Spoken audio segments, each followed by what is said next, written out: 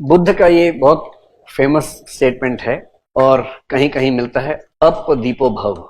इसका मतलब होता है बी योर ऑन लाइट, अपने दीपक खुद बनो। And what does it mean exactly? देखो, बुद्ध की सबसे अच्छी बात पता क्या है आपको? मैंने बताया था कि 1956 में जब डॉक्टर अंबेडकर ने बुद्धिज्म ज्वाइन किया, बहुत इंटरेस्टिंग उसके पीछे के इंसिडेंट्स हैं बहुत सारे। अंबेडकर जी की कहानी में ना कई बड़ी इंटरेस्टिंग पेज हैं, बहुत मोड़ हैं। 2 बार उन पर अटेम्प्ट टू मर्डर हुआ just because he belonged to a lower caste. And Dr. Ambedkar had to face discrimination every time in his life. अब जब वो दुनिया देख के आ गए, वहां कास्ट सिस्टम नहीं है, तो देश आगे हैं, यहाँ कास्ट सिस्टम में, तो उनको बड़ी नफरत होती थी। उन्होंने खूब कोशिश की कि भाई ये सब चीजें ना हो। महात्मा गांधी से भी कहा, गांधी जी बोले चिंता मत कीजिए, हम सबका एचपी करेंगे, धीरे धीरे सब ठीक हो जाएगा। एचपी समझ रहे हैं ना, जब परिवर्तन करेंगे। उन्होंने काफी देर वेट किया, एचपी हो जाए हो जाए हो जाए, हुआ ही नहीं एचपी। तो बोले यार महात्मा जी, आप जैसा आदमी 1000 साल में एक होता है जिसकी बात पूरा समाज मानता है। अगर आप एचपी नहीं कर पाए तो किसकी वेट करे, कौन करेगा? और जब उन पे 2 अटेम्प्ट्स हुए मर्डर के, तो उनको और टेंशन इस बात से हुई और उन्होंने यहां तक कहा कि I am born as a Hindu which was not in my control, but I will not die as a Hindu because that is under my control. This he mentioned in 1938 और 39 in a public meeting in Maharashtra. तो गांधी जी ने बहुत समझाया उनको, तो वो रुक गए उस समय। But in 1956, finally he made up his mind and converted to Buddhism. So there has to be some reason behind this change of mind. तो उन्होंने कई reasons बताए, जिनमें से एक बड़ा अच्छा reason ये बताया कि बुद्ध या बुद्ध का जो रास्ता है वो इस सेंस में इंटरेस्टिंग है कि पहली बात तो बुद्ध ट्रांसेंडेंटल चीजों पर उनका यकीन नहीं है। प्रतीति समुत्पाद का मतलब क्या होता है? Everything that is happening in the world, its cause can be found in the world. तो उनको लगा बड़ा साइंटिफिक सा दिमाग है बुद्ध का। And finally he gave one more reason कि बाकी सभी रिलीजन्स में एक ऐसा आदमी है जो बोलता है कि मैं तुमको स्वर्ग दूंगा, मैं तुमको मोक्ष दूंगा। Buddha is the only person who doesn't say मैं तुम्हें मोक्ष दूंगा, मैं तुम्हें स्वर्ग दूंगा। वो कहते हैं अपना रास्ता खुद निकालो, be your own light. And no other religious propounder says be your own light. This kind of democracy within a religion is almost unavailable in any religion whatsoever. So this was one of the reasons that even Dr. Ambedkar embraced Buddhism. This principle, be your own light. So he accepted Buddhism, but he didn't accept Buddhism as it was. He changed a lot. He rejected the idea of nirvana. He rejected the idea of karma siddhant. He rejected the idea of anything that is transcendental in nature, to whatever extent. And then he said, I am accepting Buddhism in my own way, and that my own way is Navyan, which is different from Hinayan and Mahayan both. तो उनका idea थोड़ा सा अलग है।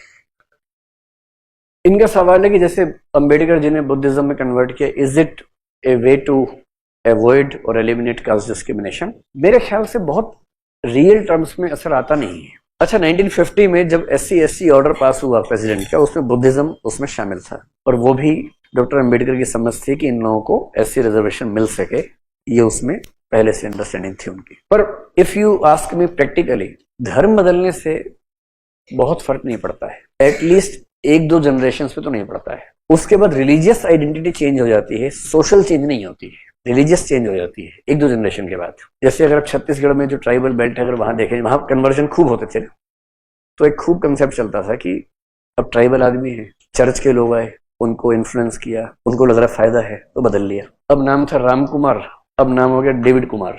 ऐसे ही होता है, वहां नाम ऐसे ही होते हैं, डेविड कुमार ऐसा, इब्राहिम सिंह, ऐसे नाम होते हैं, सच में ऐसे होते हैं, मजाक नहीं कर रहा हूं। अगर आप ट्राइबल बेल्ट में जाएंगे, नाम ऐसे मिलेंगे, एक वर्ड हिंदू टाइप का लगेगा, एक क्रिश्चियन टाइप का लगेगा, ऐसे नाम होते हैं। अब डेविड सिंह जो है, दरअसल वो राम कुमार है, या डेविड कुमार जो है वो राम कुमार है। अब बीच बीच में हिंदू लोग आते हैं उसके घर में, तुम क्या कर रहे हो, तुम हमारे आदमी हो?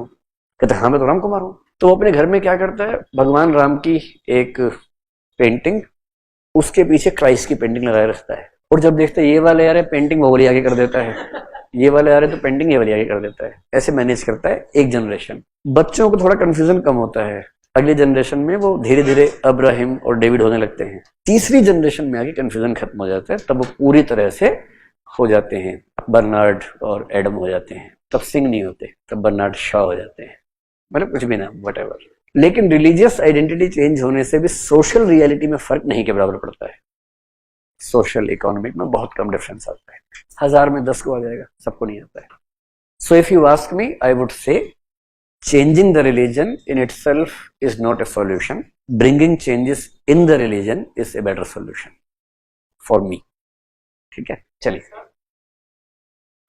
देखो, नवयान का आइडिया फेल्ड आइडिया तो नहीं है, क्योंकि आज भी हर साल अक्टूबर महीने में मतलब 50,000 1,00,000 लोग एक साथ बुद्धिज्म में कन्वर्ट होते हैं। For the lower caste in India, converting to Buddhism has become a kind of social mobility. अभी आपने देखा कुछ दिन पहले दिल्ली सरकार में एक मंत्री थे जिनको हटाया गया, and this happened in the month of October. अक्टूबर के महीने में ही उन्होंने कन्वर्ट किया था डॉक्टर अंबेडकर ने। दिसंबर में डेथ हो गई थी उनकी 56 में। तो उस दिन नागपुर में बहुत सारे लोग जो दलित लोग हैं जाते हैं और वो जो 22 प्रतिज्ञाएं डॉक्टर अंबेडकर ने बताई थी नवयान में, उनको लेके खुद को नवयान में कन्वर्ट करते हैं। तो in the Dalit community, getting converted to Buddhism, Navayana Buddhism has become a route to social mobility. और अब बहुत इंटरेस्टिंग है, महात्मा गांधी की प्रतिमा टूट जाए इस देश में किसी को फर्क नहीं पड़ता आजकल।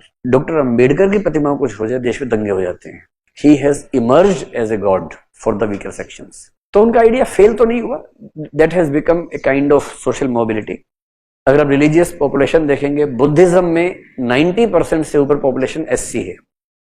जैनिज्म में पूरी कंट्री में एक भी एससी नहीं है। If you see the religious demography in Jainism, there is not even a single SC person.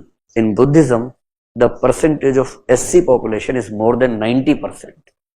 So that defines the demography of different religions in a country. और उससे फिर बहुत फर्क पड़ता है।